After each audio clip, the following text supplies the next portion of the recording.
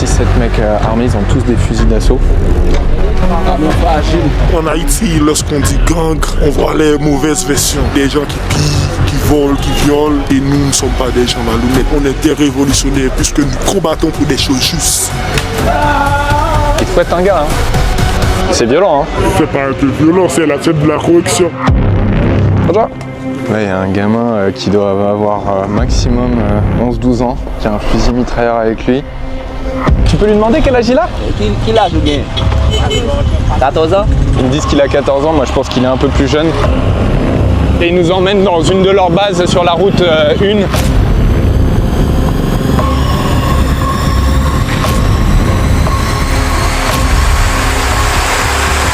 Ça en M4 long, ça m'a fait vivre moi-même. Je peux mourir avec elle. Depuis le début de l'année 2024, une grande partie de Port-au-Prince, la capitale d'Haïti, est contrôlée par des groupes armés. Il serait environ 23 gangs dans la ville divisés en deux grandes coalitions. D'un côté le GPEP, dirigé par Gabriel Jean-Pierre, et le G9, dirigé par Jimmy Cherizier alias Barbecue, que j'ai pu rencontrer et interviewer au mois d'avril dernier pour Brut. Mais à l'époque, je n'avais pas eu l'autorisation de rester dans la zone très longtemps, et c'est en partie pour cette raison que j'ai voulu retourner là-bas avec le vidéaste Théotime Massard pour voir dans quel état sont certains quartiers de la ville occupés par les gangs. Mais je voulais aussi les confronter avec les témoignages des habitants qui m'avaient raconté comment ils avaient dû fuir leur maison à cause des combats entre les milices et les forces de l'ordre.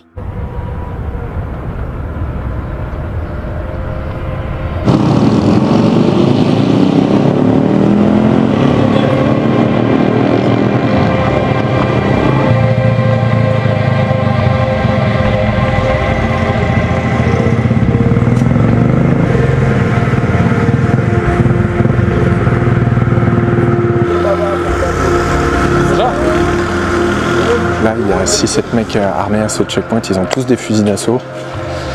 Il y en a certains qui se roulent des joints, je pense que c'est de la weed, et qui boivent des flashs. Je sais pas quel alcool c'est.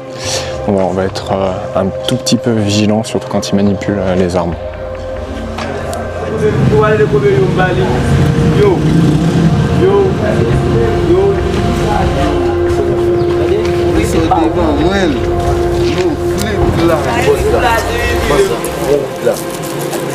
Bon zèbre de la charge ça.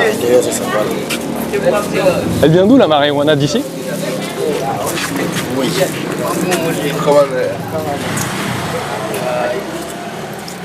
Kazos. Aïe boss les mains. Kazos. Gen job gen les mains. Aïe les mains. Tu fumes beaucoup? Oh, valet. Aïe chaque jour me fume mon qui quantité me fume moi. Chaque jour me fume. Pas contrôler moi chaque jour. A besoin pas manquer boza. Chaque jour n'a pas dit. En fait, les hommes de ce groupe armé sont aux ordres d'un chef qui se fait appeler le caporal Tilapli. Il serait plusieurs centaines de combattants à faire partie de ce gang et depuis plus d'un an, il contrôle notamment ce quartier au sud de la capitale qui s'appelle Carrefourfeuille. Ils en ont chassé les forces de l'ordre et selon l'Agence des Nations Unies en charge des migrations, à l'époque, plus de 19 000 habitants avaient dû fuir la zone.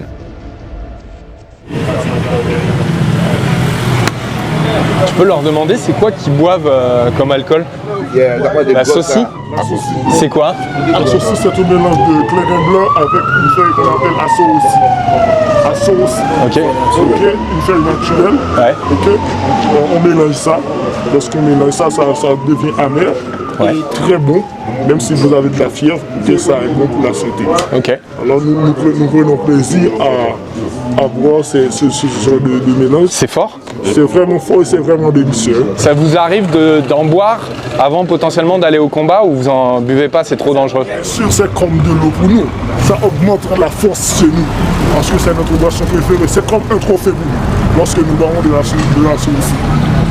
La bonne a passé une cartouche. Il n'est pas trop bourré après? Non. Madame trop sous, parce que Non, non, pas comme ça.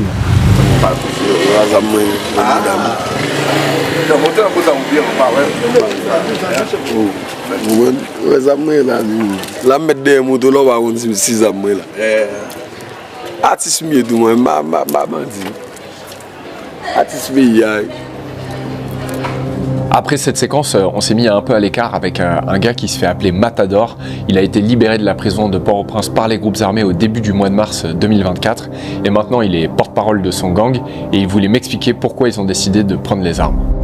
L'État n'existe pas et il n'a jamais existé. Nous avons depuis des décennies un État dévastateur qui est là tout simplement de gérer leurs poches et leurs familles. Ils se moquent de la population. Le problème qu'il y a dans le pays, ce sont les policiers corrompus qui ont fait tout ça. Parce que si ces policiers-là faisaient leur tâche, restaient dans leurs limites en tant que policiers, ça ne pourrait pas arriver. Toi tu dis que vous n'avez rien fait en termes de violence. Non, c'est pas qu'on n'a rien fait. Parce que quand il y a la guerre, il va y avoir des dommages collatéraux. Il y a des innocents qui vont être tués. On ne peut pas dire qu'on est des moutons. On ne voulait pas chaque jour tenir les armes à la main pour nous battre. Parce que nous sommes tous des Haïtiens. Avant tout, c'est notre pays. Nous avons seulement Haïti. Il faut que le pays fonctionne.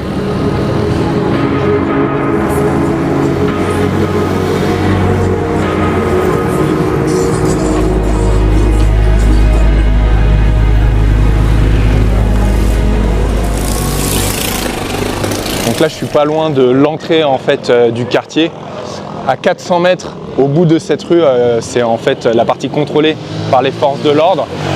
Et ici on est dans une des rues principales de Carrefourfeuille qui est contrôlée aujourd'hui par le groupe armé. Vous pouvez voir il y a pas mal de bâtiments qui sont détruits, de véhicules qui ont été incendiés.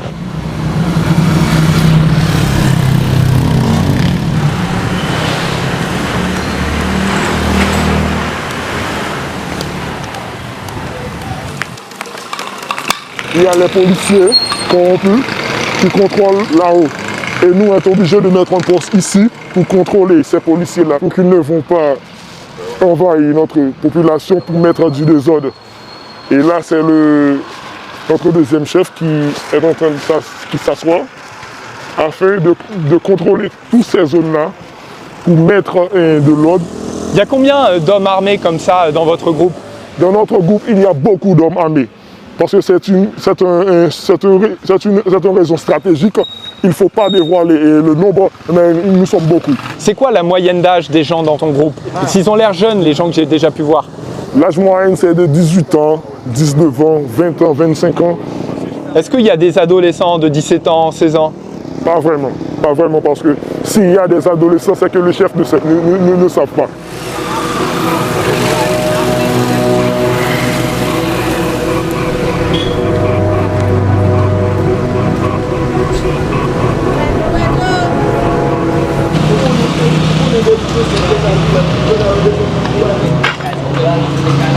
Il y a plusieurs maisons comme ça, rien que dans la rue principale, complètement calcinées et détruites.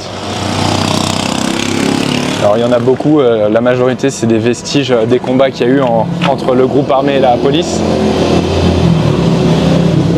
Il y a vraiment beaucoup de rues comme celle-ci avec un paysage de désolation. C'est de la guérilla urbaine, donc en général c'est des combats extrêmement violents, rapprochés. Et il y a énormément d'affaires aussi, des familles qui ont dû partir dans l'urgence, etc. En fait, ils me laissent circuler et filmer parce que selon eux, la situation serait quasiment revenue à la normale grâce à leur gestion du quartier.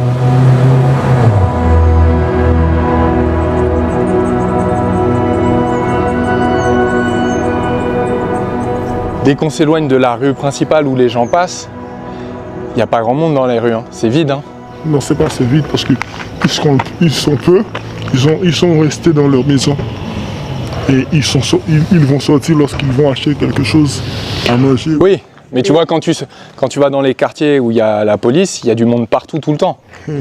C'est normal, parce que cette zone-là n'est pas attaquée.